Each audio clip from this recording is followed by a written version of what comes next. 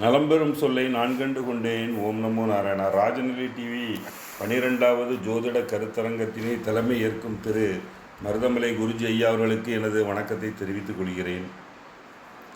Rajanilai TV ஆசான் ராஜசேகர் ஐயாவுக்கு எனது வணக்கத்தை தெரிவித்துக் கொள்கிறேன்.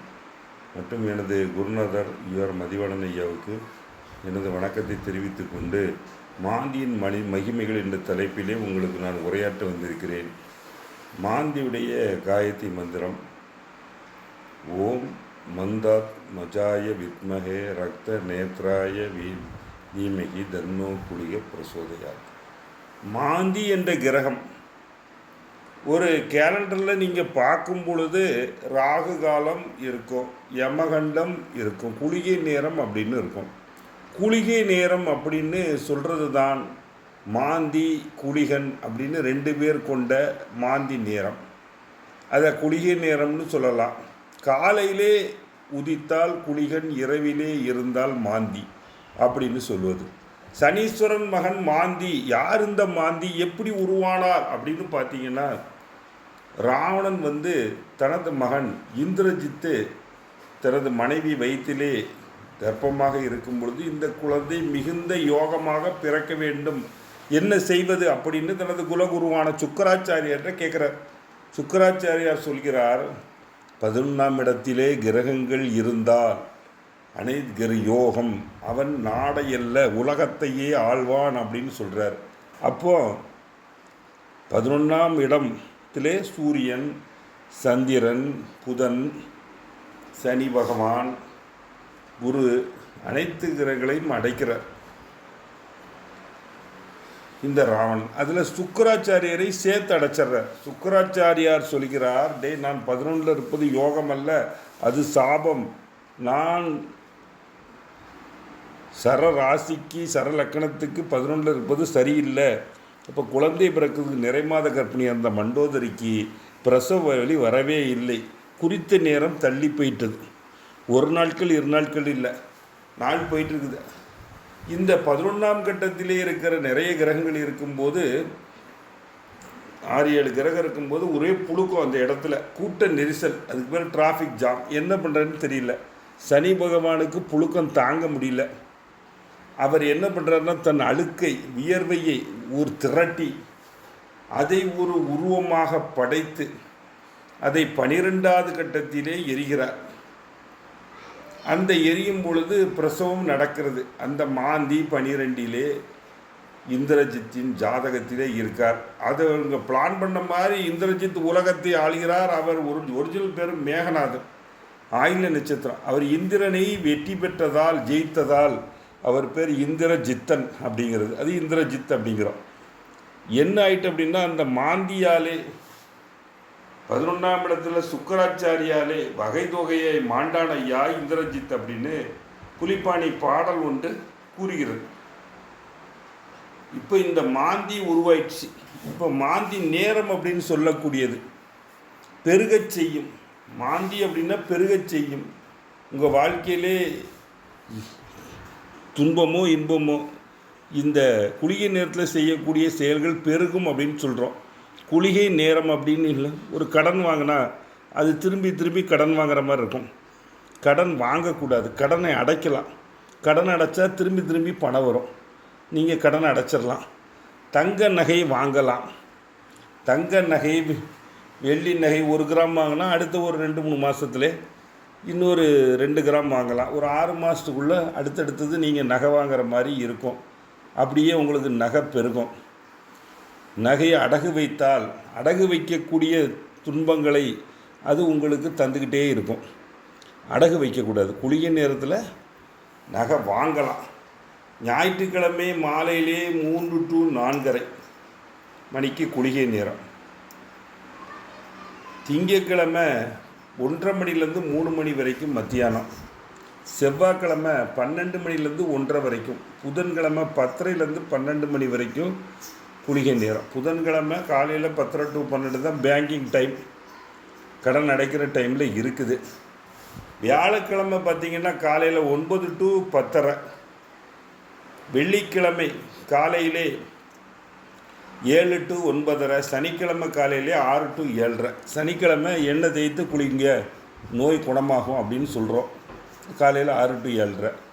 அது மாந்தி நேரம்னால எண்ணெய் தேய்த்து குளிக்கணும், உடல்நிலை சிறப்பாக இருக்கும் அப்படின்னு சொல்கிறது. மாத்திரை மாந்தி அப்படிங்கிறோம். மாத்திரைங்கிறத மாந்தியை தான் மாத்திரைன்னு தமிழில் சொல்கிறோம். குளிகன் அப்படிங்கிறத குளிசைங்கிறோம். இந்த குளிசைங்கிற வார்த்தை நம்ம தமிழ்நாட்டில் இப்போ அதிகமாக பிரயோகத்தில் இல்லை. மாத்திரைங்கிற வார்த்தை பிரயோகத்தில் உள்ளது. நம்ம மாத்திரைன்னு சொன்னால் தான் நோய் குணமாகும். குளிகை நேரத்தில் டேப்லெட் எடுத்துகிட்டு இருந்தால் நோய் சீக்கிரம் குணமாயிரும்.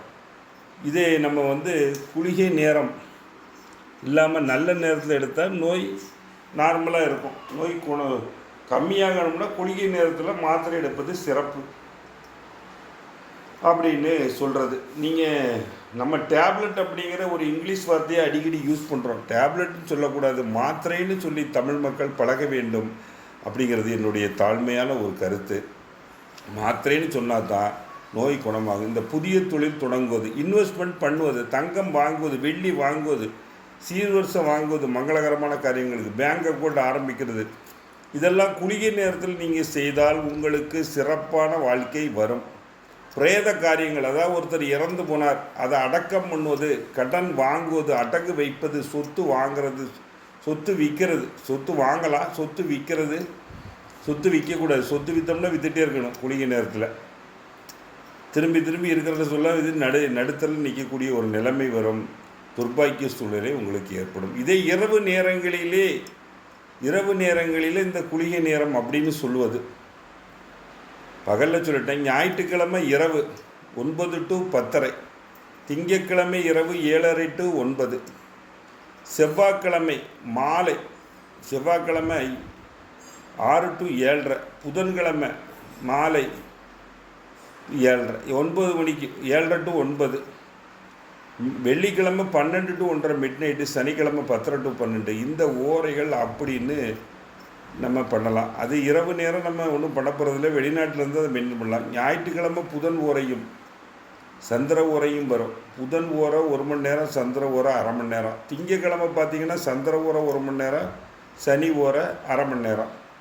இந்த குளிகை நேரம் 1.5 மணி நேரத்தில் என்னென்ன ஓரை வருதுங்கிறோம். இந்த குளிகை நேரத்தில் செவ்வாய்க்கிழமை குரு ஓரை 1 மணி நேரம், செவ்வாய் ஓரை 1/2 மணி நேரம். அந்த 12 to 1:30 குரு ஓரை, செவ்வாய் ஓரை. புதன்கிழமை செவ்வாய் ஓரை 1 மணி நேரம், சூரிய ஓரை 1/2 மணி நேரம். வியாழக்கிழமை சுக்கிர ஓரை 1 மணி நேரம், புதன் ஓரை 1/2 மணி நேரம். புதன்கிழமை வெள்ளிக்கிழமை புதன் ஓரை 1 மணி நேரம், சந்திர ஓரை 1/2 மணி நேரம்.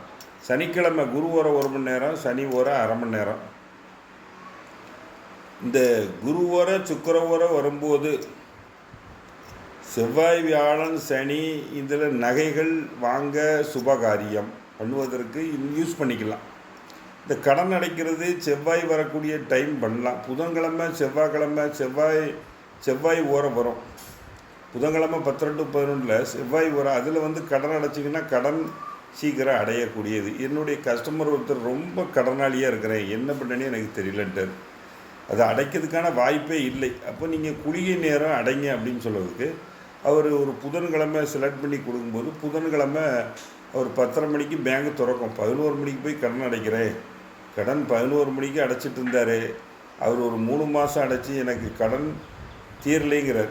1 வருஷம் அடையா அப்படின்னு சொன்னோம்னா 1 வருஷம் அடைச்சி உடனே ஏதோ ஒரு உதவிகள் கிடைத்து அவருக்கு கொஞ்சம் கொஞ்சமாக கடன் பாதியாக குறைந்ததாக சொன்னார். அது ஒர்க் அவுட் ஆகுது அப்படிங்கிறது உங்களுக்கு சொல்ல வரேன். இன்னொன்று இந்த கொடிய கொரோனா காலகட்டத்திலே ஒரு மாற்று மதத்தைச் சேர்ந்த ஒரு இளைஞன் ஒரு ஃபோன் பண்ணி, நம்ம வீட்டில் ஜோதிடர் சந்திக்கிறதுக்கு வழக்கம் இல்லை, பஸ்ஸு ஓடலைங்கய்யா, வாரம் எனக்கு ஒவ்வொருத்தராக இறக்குறாங்க, 2 பேரும் ஒவ்வொரு வாரம் ஒருத்தர் இறந்துட்டாங்க, 3ஆவது வாரம் ஆச்சு, யாராவது இறங்கணும் மனப்பயத்தில் உங்களை நான் தொடர்பு கொண்டேன் அப்படின்னா, அவங்க எத்தனை மணிக்கு நீ இறந்தாங்க, எத்தனை மணிக்கு நீ அடக்கம் பண்ணீங்கன்னு நான் கேட்டதுக்கு, புதன்கிழமை கரெக்டாக 11:30 மணிக்கு ஒருத்தர் அடக்கம் பண்ணியிருக்கிறாரு. அதான் குளிகை நேரம். அடுத்த வெள்ளிக்கிழமை 8:30 அடக்கம் பண்ணியிருக்காரு, அதுவும் குளிகை நேரம். அதனால் பிரச்சனை இருக்குது. உற்றார் சோகமான இந்த கரோனா காலகட்டத்தில் அவருக்கு துணைக்கும் யாரும் இல்லை, இவர் தான் அடக்கம் பண்ணிகிட்டு இருக்கணும். ஒரே ஒரு ஆள் இதை பண்ணியிருக்காரு. அப்போ நான் சொல்கிறேன், நீ குளிகை நேரம் பண்ணாத. குளிகை நேரம் இல்லாத நல்ல நேரம் குறித்து கொடுத்தேன். அதுலேருந்து வேறு யாரும் இறக்கலை அப்படிங்கிறது அவர் சொன்னார். அவர் நான் நேரில் கூட பார்த்ததில்லை. நல்ல நேரத்தில் அடக்கம் பண்ணி அவர்கள் வாழ்க்கையிலே ஒளி விளக்கு ஏற்றணும். ஒரு குடும்பத்தில் இறப்பு வராது. அவர் ஒரு பிறந்தநாள் குளிகை நேரத்தில் கொண்டாடணும். அப்புறம் நிறைய பிறந்தநாள் கொண்டாடுவார் அப்படின்னு சொல்கிறது. பிறந்தநாள் குளிகை நேரத்தில்னா அவன் 60வது பிறந்தநாள், இவருக்கு ஆயுள் கண்டம் இருக்குது அப்படின்னு சொல்கிற ஆளுக்கெல்லாம் குளிகை நேரத்தில் பிறந்தநாள் கொண்டாடுவது சிறப்பு. மாந்தி அப்படின்னா சூரியன் ஒரு ஜன்ம ஜாதகத்திலே மாந்தி கூட இருக்குது. அப்போ தந்தைக்கு ஆபத்து. சந்திரனுடன் மாந்தி இருக்குது, தாய்க்கு ஆபத்து. அப்போ என்ன பண்ணலான்னா அந்த குழந்தையை தத்து கொடுத்து வாங்கலாம். தத்து கொடுத்து வாங்கினா எந்த பிரச்சனையும் இல்லை. நீங்கள் ஒரு 101 ரூபா முடிஞ்சு வச்சுக்கிங்க. குழந்தை பிறந்தோடனே நாங்கள் தத்து கொடுத்து வாங்குகிறோம். ஏன்னா பிறந்த குழந்தையை தத்து கொடுக்க முடியாது. 1 வருஷம் கழித்து 2 வருஷம் கழித்து தத்து கொடுத்து வாங்கினோம்னா அதை சிறப்பை தரும். அந்த மாதிரி நீங்கள் முயற்சித்து பார்க்கலாம். துன்பங்கள் குறையும், இன்பங்கள் அதிகமாகும். சுக்கிரனுடன் மாந்தி இருந்தால், சுக்கிரனுடன் மாந்தி இருந்தால் திருமண தடை அப்படிங்கிறோம். திருமணம் ஆகாது, ஆனாலும் பிரச்சனை. இப்போ கல்யாணம் பேசி என்கேஜ்மெண்ட் நின்றுடும். சுக்கிரனோட மாந்திருக்கிற ஒரு ஜாதகம் சமீபத்தில் எனக்கு வந்தது. அவருக்கு மிதுன லக்கணம். மிதுன லக்கணத்துக்கு 5 கூடைய சுக்கிரன் ஆட்சி, 5 கூடைய சுக்கிரனுடன் மாந்தி இருக்குது. அவர் 55 வயது. அவருடைய மனைவியாருக்கு ஒரு 44 வயது, 43, 44 வயது இருக்குது. அப்போ நான் சொல்கிறேன், ஐயா சுக்கிரன் கூட மாந்தி இருக்குது, நீ மிதுன லக்கணம், புத்திர தடை இருக்கு ஐயா அப்படின்னு சொன்னதுக்கு, ஆமாங்க ஐயா எனக்கு புத்திர பாக்கியம் இல்லை, புத்திர பாக்கியம் இருக்க வாய்ப்பே இல்லை, நீ தத்தெடுத்து தான் குழந்தைய வாங்கணும் அப்படின்னேன். உண்மைதான் அப்படின்னாரு. ஒய்ஃபுக்கு கர்ப்பப்பை இல்லை, வீக் ஆகிட்டு டியூப்பில் தான் இருக்குது, நீ அடாப்ஷன், அதாவது தத்தெடுத்து வாங்கிக்கிறதுக்கு போய்க்கோ.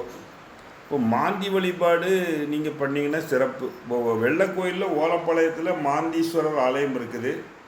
குளிகை நேரம் அந்த ஆலயத்திலே பூஜை பண்ணுறாங்க. குளிகை நேரம் மட்டும்தான் அந்த கோயில் நட திறக்கும், பூஜைகள் பண்ணுவாங்க. மற்ற நேரம் நட அடைச்சி தான் இருக்கும். இதில் பார்த்திங்கன்னா திருநறையூர், கும்பகோணத்துக்கு பக்கத்திலே நாச்சியார் கோயில். நாச்சியார் கோயிலுக்கு முன்னால் திருநறையூர் நம்பி அப்படின்னு சொல்லக்கூடிய நாச்சியார் கோயில். அதுக்கு முன்னால் ராமநாதசாமி பர்வதவர்த்தினி தாயாருடைய ஆலயம் இருக்குது. அங்கே மாந்தீஸ்வரருடைய மங்கள சனி அப்படிங்கிற சனி பகவானுக்கு தனி ஆலயம் இருக்குது. ராமநாதசாமி பர்வதவர்த்தினி ஆலயத்தில் இங்கே மாந்திக்கு சனி பகவானுக்கு 2 மனைவி அப்படின்னு அதில் சொல்கிறாங்க. அந்த கோயிலில் நீலாதேவி சாயாதேவி அப்படிங்கிற 2 மனைவி, 2 பேருக்கும் ஒவ்வொரு குழந்தை. அதில் ஒரு குழந்தைக்கு பேர் மாந்தி, இன்னொரு குழந்தைக்கு பேர் குளிகன் அப்படின்னு இருக்குது. இந்த மாந்தியுடைய பாதிப்பு இருந்தால் அங்கு சென்று வணங்கலாம். இந்த மாந்தி ராகுடன் இணைந்திருக்க ஒரு பையனுக்கு ஏதோ உடம்புல ஒரு கட்டிகள் மாதிரி வந்ததாக சொன்னாங்க. அந்த கோயிலில் போய் அது சரியாச்சு. அது சிவன் கோயில் தான், மங்கள சனி. அங்கே சிறப்பு பூஜைகள்லாம் பண்ணால் சிறப்பை தரும் அப்படின்னு சொல்கிறோம். சனி தன் மனைவிமார் குடும்பத்துடன் அமர்ந்திருக்கும் ஒரு ஆலயம். மனைவிமாரோடு இருக்கிற நவக்கிரகங்கள் இருக்குது, கோயில் இருக்குது. ஆனால் தனது புத்திர பாக்கியங்களோட அங்கே சனி பகவான் அமர்ந்திருக்கிறார் அப்படிங்கிறது தான் அந்த கோயிலில். மந்தாதேவி ஒரு மனைவி பேர் நீலாதேவி அப்படிங்கிறாங்க. மந்தாதேவி மகள் மாந்தி, நீலாதேவி மகன் குளிகன் அப்படின்னு கூட நீங்கள் எடுத்துக்கலாம். குளிகனுக்கு தங்கை மாந்தி அப்படிங்கிற மாதிரி இருக்கும். அப்புறம் பார்த்தீங்கன்னா மாந்தின்னா செய்வினை உங்களுக்கு வைக்கணும்னா, உங்களுக்கு மாந்தி திசை நடக்கும்போது செய்வினை வச்சா நமக்கு பிடிச்சிரும் அப்படிங்கிறது. செய்வினை வச்சா நமக்கு பிடிக்கும். ஒரு கேது திசையில் மாந்தி வந்தால் என்ன பண்ணுவது? கேது மாந்தி இணைந்திருக்கு, கேது திசை வருது. ஒரு அம்மா என்ன சொல்கிறாங்கன்னா, கேது திசையிலே எனக்கு தூக்கமே வரல, மென்டலி டிஸார்டர் அப்படிங்கிறாங்க. என்ன பண்ணுவது? அவங்க ஜாதகத்திலே கேது சந்திரன் இருக்கிற இடத்துல கேது வந்து நிற்குது, மாந்தி அந்த டைம் இருக்குது. ஜாதகத்திலே மகரத்திலே கேது மாந்தி சந்திரன். அந்த அம்மா வகைதொகையாக துன்பம், தூக்கம் இல்லை, கெட்ட கனவுகள், மென்டலி டிஸ்டர்ப்டு, திடீர் அலறாங்க. இந்த மாந்தி நேரம் வந்து குளிய நேரம் செய்வின்னு வச்சா டக்குன்னு இருக்கும். அப்போ மாந்தி தந்தை சனி பகவான். இப்போ இரும்பு துண்டு ஒன்று அவங்க படுக்கையின் கீழே வைக்க சொன்னேன். அந்த இரும்பு துண்டு வைத்தவுடன் அவர்களுக்கு பரவாயில்லாத ஒரு நிலை ஏற்பட்டது. அதற்கு சுதர்சன ஹோமம் பண்ணலாம். மாந்தி துன்பங்கள் நீங்கள் சுதர்சன ஹோமம் பண்ணால் மாந்தியுடைய தடைகளை விலக்கும். சுதர்சன ஹோமம் என்னால் பண்ண முடியாது அப்படின்னு சொல்லுவாங்க.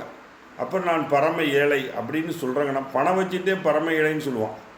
தியேட்டருக்கு போவான், கோட்டர் கடையில் எல்லாம் வாங்கி குடிப்பான். சுதர்சன மந்திரத்தை நீங்கள் ஜெபிக்கலாம். ஓம் சுதர்சனாய வித்மகே மகா ஜுவாலாய வித்மகி தன்னோ